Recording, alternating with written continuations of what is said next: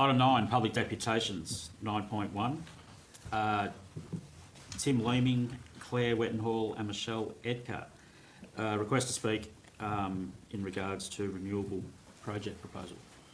Tim.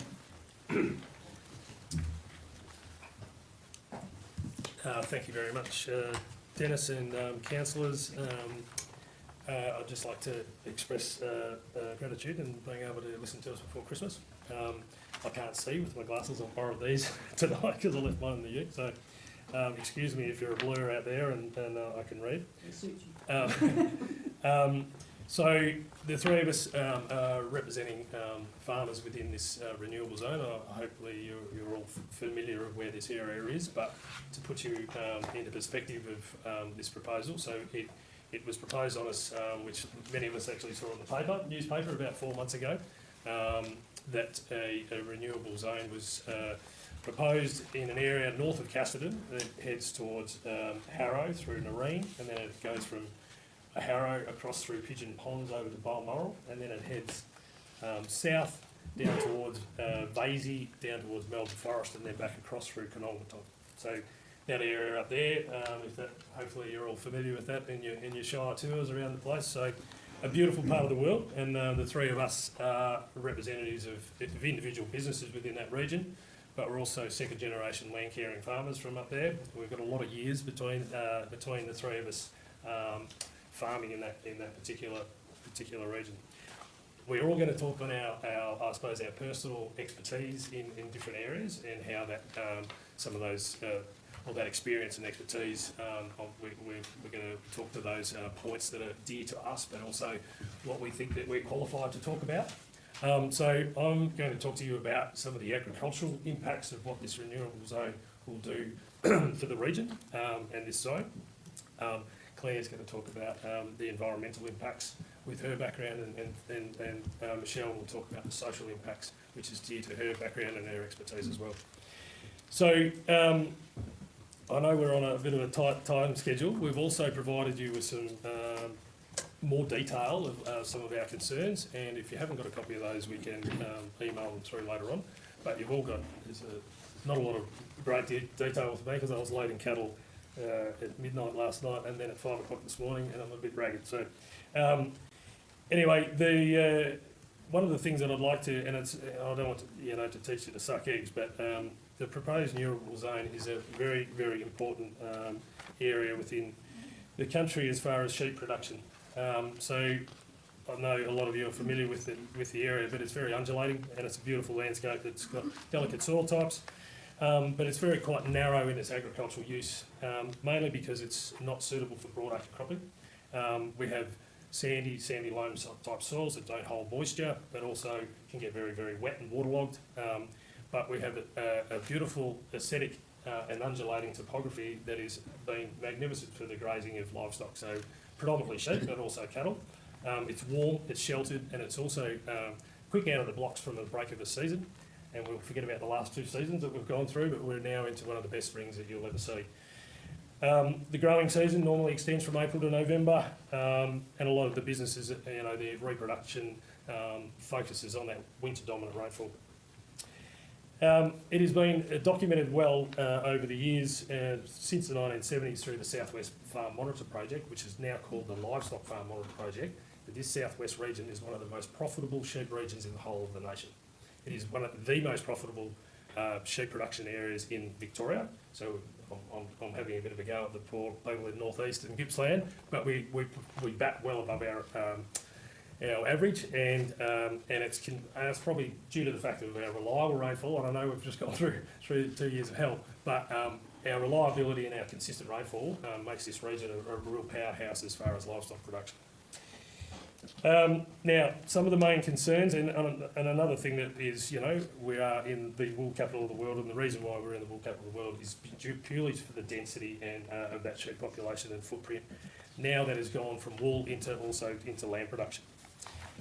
Giving you a bit of a background on what agricultural sheep production is worth to the country, back in 21-22, sheep production contributed 4.9 billion to the national economy. Victoria produced 44% of that 4.9 billion. and the majority of that 44% comes from southwest Victoria. This year, despite a drop in sheep numbers in the last couple of years, we are going to exceed $5 billion in Victoria through sheep production. So that's wool and sheep meat. So sheep production has a major, contribution to GDP in the state and national economy. Now, some of the things that we're really concerned about is, and those of you familiar with wind farms and the way that they're constructed, is that there is a road network that must intertwine between each turbine, and that disturbance and that, I suppose, the construction of the actual turbines and the roads is going to be one of the biggest impositions on the environment since white settlement. And you might sort of laugh at that, but there is no major developments in our region. So if you think you drive around the landscape, we've got our roads that we drive on the Shire roads and our private roads, but there is no, there's no factories, there's no, it's a beautiful natural landscape. Now, Landcare started in Australia, it started in Victoria, and some of the oldest Landcare groups that's really got Landcare up and going, as a national and a world movement, started right in this district. The amount of waterways that have been protected, I remember driving from Balmoral to Cavendish as a kid, and the salt scars on that road, on the Cavendish-Balmoral road, you nearly needed to wear sunglasses. The salt scars and the erosions was horrific. You can drive around this landscape, around this district that I'm talking about now, and it is absolutely magnificent. Nearly every riparian zone, every tributary, nearly every part of a river or major waterway is fenced off and revegetated to its natural landscape. It is absolutely a sight to behold. Claire's going to harp on that. Sorry, I've stolen your thunder. You've stolen a lot of thunder. Road construction. So the road construction, when we're thinking about winter, I've constructed a lot of roads on farms over the years, kilometres and kilometres on them. Actually, probably better than some of our Shire roads. Anyway, Vic roads, I should say. Not Shire roads. Vic roads. So the amount of material that's going to be required for a 400-tonne crane to access the bottom of a wind tower 365 days of the year in a waterlogged winter in the middle of Pigeon Ponds or Balmoral, can you imagine the type of road? It will need to be a Vic Roads road. One of the good ones from years ago. The amount of material that'll have to be brought onto farms, and the graders and the earth moving equipment and all that foreign material brought onto farms for that to happen is absolutely mind-blowing. So yesterday, the head of Transport Victoria stated that the Warwicknabill Energy Park will have an estimated 144,800 truck movements over for the construction of the project, and that's the equivalent of 35 years of normal truck traffic in that area. Now, I don't know who the hell is going to repair these roads after this infrastructure is put into place. Our roads are in disrepair at the moment, and I know I'm not telling you guys anything, and you would have heard it all before. But I think one of the things that we've got to learn from is the blue gum industry. The blue gum industry came into this part of the state, and it came all over Australia in the early 2000s. Now, we missed the boat. It was a highly subsidised, tax incentivised industry, and we have got a blue gum industry. I'm not saying that's not a viable industry, but it's probably got back to its sustainable level. But in the interim, we've had a lot of that.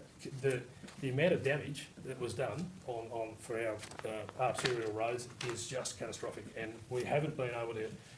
Anyway, I'm just using that as an example. We don't want to go down the same path again. Who's going to pay? Right. Interruption to business. Sorry, Tim. Just we're sort of extending the. Yeah. I'll hand over to Claire. There's three other points. Biosecurity, we've got a vet in as one of your councillors. That is a threat. We've got infrastructure that's going through a number of farms. Sheep, lice, foot rot, all those sort of things, OJV. Residue and waste materials is a concern from the wind towers, and also the fire risk, and the fact that we cannot use to the full extent is air support during fighting fires within the vicinity of the wind turbines. Anyway, I'll hand over to Claire. Good evening, councillors. I'm here today to express my deep concerns about VicGrid's recent changes to the proposed Southwest Renewable Energy Zone, particularly the inclusion of the Dundas Tablelands in the northern part of our Shire. let me be clear. I fully support the transition to cleaner energy to address climate change. However, the current proposal for large-scale renewable developments in our area raises serious environmental and community issues that have not been properly considered. The Dundas Tablelands are home to a rich diversity of flora and fauna. Our landscape is defined by ancient river red gums, remnant native vegetation and rolling hills dissected by deep river valleys. This area is not just beautiful, it's ecologically vital. It serves as a crucial wildlife corridor between the Grampians and the Lower Glenelg National Parks, supporting endangered and vulnerable species like the barolga, red-tailed black cockatoo, gang cockatoo and the swift parrot, just to name a few. Large-scale wind and solar projects threaten to fragment habitats, disrupt wildlife and risk loss of our iconic red gums. Trees that take over a century to develop the hollows needed for birds and mammals to survive. Once these trees are gone, no amount of offset planting can replace them in our lifetime. For decades, members of my local land care group, the Colour Pigeon Ponds Land Management Group, and other land care groups on the Tablelands have worked tirelessly to rehabilitate erosion and saline areas, planted thousands of trees to revegetate the landscape and protect our waterways. Our efforts, supported by government agencies, have made a real difference. But all this could be undone by hasty renewable energy development that ignores the unique character and ecological sensitivity of our region. The Dundas Tablelands are the headwaters of the Glenelg River, a heritage-listed river that flows through an internationally significant estuary. Construction of roads and turbine foundations risk contaminating these waterways, eroding fragile soils and damaging water quality downstream. Moreover, the single-lane roads lined with remnant native veg would require significant clearing and earthworks to accommodate the massive equipment, further threatening our environment. It's troubling that VicGrid's changes appear to disregard the Victorian Government's own Southwest Victoria Landscape Assessment Study, updated just last year. This study sets clear objectives for the Tablelands: protect remnant native veg, especially river red gums, manage the visual impact of development and avoid large-scale infrastructure in prominent landscapes. The guidelines emphasise minimising vegetation removal, protecting scenic corridors and ensuring that any development integrates visually and environmentally with the landscape. Specifically, it recommends to avoid buildings or structures that protrude above the dominant tree height of the vegetated backdrop, i.e. above the red gums. Additionally, large and bulky forms or footprints that are conspicuous elements within the landscape setting should be avoided. In summary, while we must move towards cleaner energy, we cannot do so at the expense of the Dundas Tablelands' irreplaceable natural heritage. The risks to diversity, ancient trees, wildlife corridors and waterways are too great.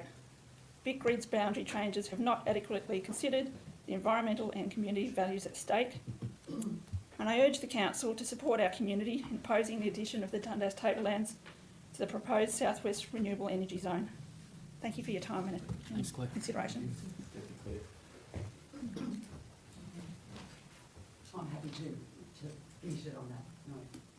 Don't we go quick? Let's not have time. Go a quick minute, Michelle. Thank you, councillors. I was just going to mention the social impacts of the transmission lines and also the actual wind company's proposal. So in our community, we have a strong social cohesion and active participation in local organisation and volunteer groups. We have a culture of sharing and connecting and helping each other, particularly in times of need. Our greatest concern is that this social cohesion and the fabric that shapes our community will be torn apart, as has occurred in other regions, and we've seen this. The transmission, which we haven't really talked about, the reason the northern res was chosen is particularly because of the wind, and the wind alone. So nothing has been, there's been no environmental studies of our area. There's been no community engagement in terms of the 100 kilometres of transmission that needs to go to either Haywood or Horsham. So apart from the transmission within the wind companies, we need to actually transmit it, so build transmission lines all the way to Haywood. So the economical cost and the environmental cost and the social cost of that is just disastrous. So I'll just end on that. Thank you. Thanks, Michelle. Councillors, the recommendation is the council receive the deputation. But have a mover, Councillor Rainsford, seconder, Councillor Campbell. All those in favour? Carried. Item 10.